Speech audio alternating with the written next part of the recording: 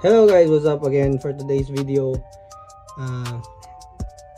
Let's talk about and let's do a break-in. Okay, all about break-in.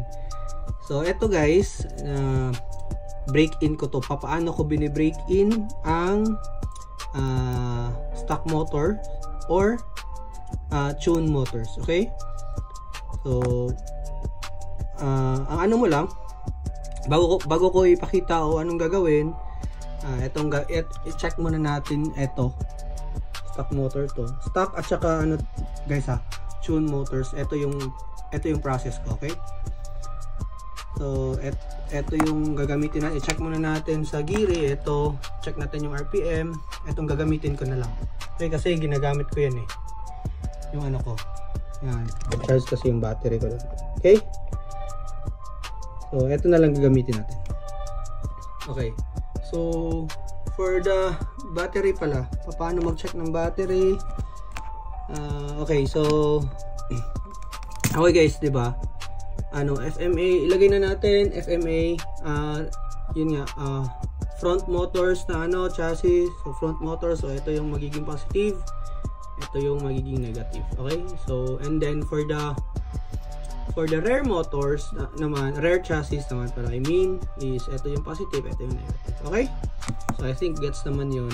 So, ito pala guys, na may indication na red sa mga ganito, ito yung positive. Ibig sabihin, ito yung positive. Okay, so ito yung... Okay.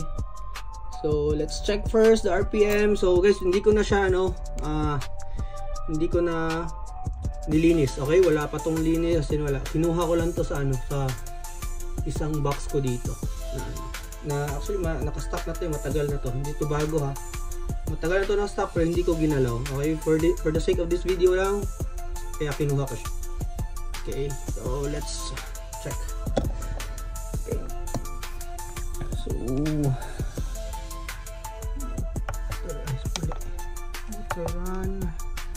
So check natin, kita naman 3 volts yan, forward. Okay.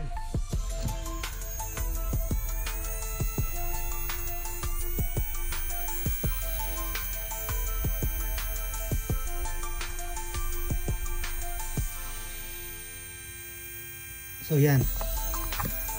So 15,000 mahigit. So yun yung yun yung starting nito. So ngayon, let's do my break-in. Okay? Ako muna. Wait lang. So now, anong kailangan gawin? Hindi nyo to need. Okay? Hindi to siya kailangan. Ginamit lang natin to for checking sa RPM niya. So, yun lang yung purpose. Okay? So need mo is eto, motor, syempre. Eto, motor holder. Need mo yan. And then the 9 volts battery. Ito yung need mo. Ito yung tatlo. Ito lang tatlo need mo. Okay? So for the process is 30 seconds forward, 30 seconds backward, and another 30 seconds for forward, and another 30 seconds for backward. Reverse, I mean. Don't worry about it. Reverse, I mean. So, forward and reverse. Okay? So, yun. Okay. Let's go. So, by the way, eto, sa terminal nyo, lagyan nyo ng sponge. Okay? Lagyan nyo ng sponge para at least pag dinikit nyo yung dinikit nyo yung battery nyo, at least hindi naglo-lose contact. Okay?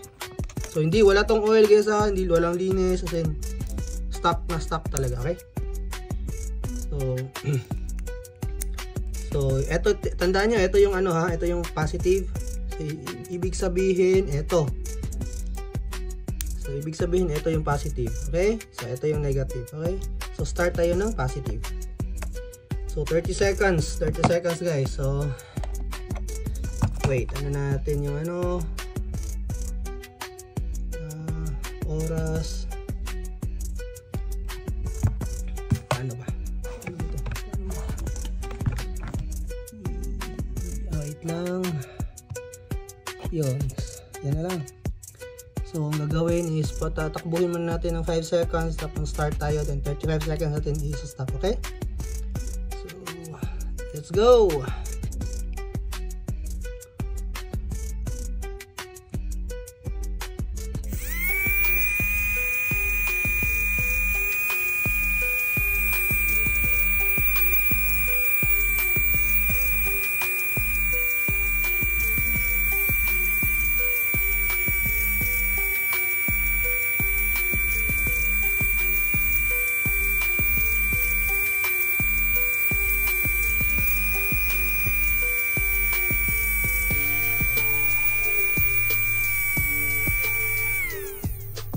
Okay, so yun na yun. So interval lang ng mga 5 to 10 seconds, okay na yun. So ang gagawin natin sa pagka 1 minute, reverse natin. So ni-reverse ha guys ha, ni-reverse ko ha. So ito yung positive, so ito na yung positive, ito dito na ngayon facing. Okay, 30 seconds ulit.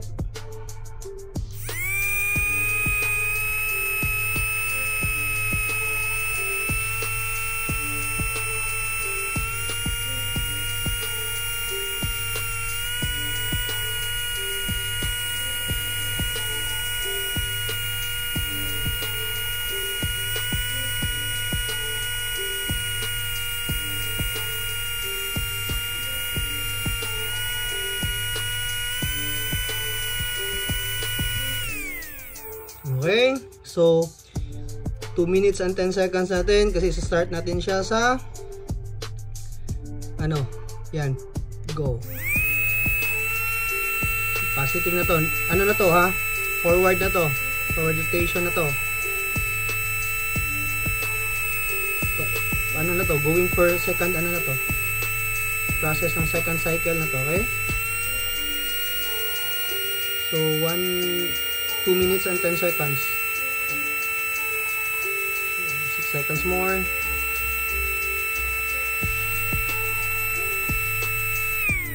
Okay, so last. Okay, last. So pag ano na lang. So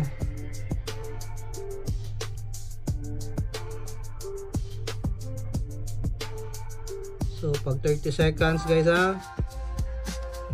2 minutes and 30, start.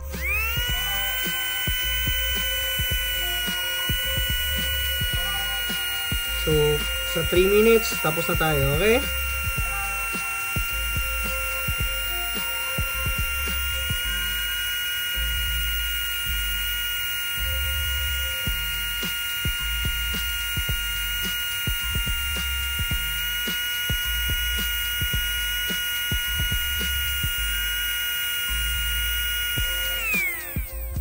Okay, so tapos na.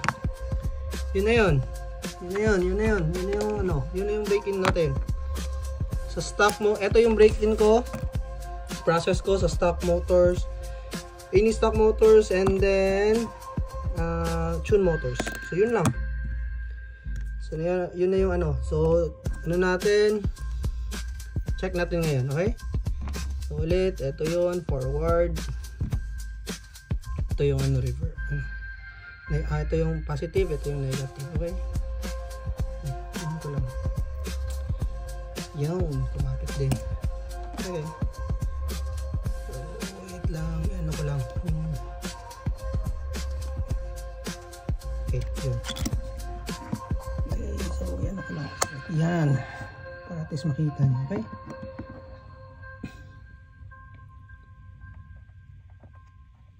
So, okay. So, testing natin ha. So 15 mahigit din kanina.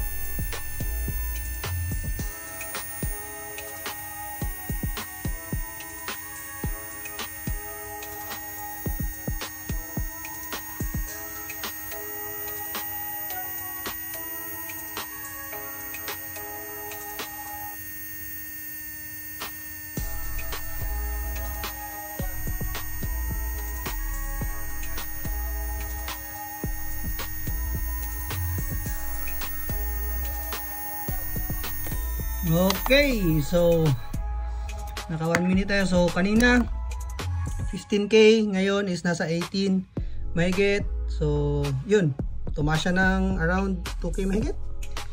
So that's it guys. So eto, pwede nyo pang linisan, pwede kayo maglagay ng oil, nasa sa inyo na. So I hope it helps sa mga naglalaro ng backstock or For the next video naman siya, let's do a dash motors. Okay, how to break in dash motors. Okay, so that's it. See you again to the next video, and Johnny.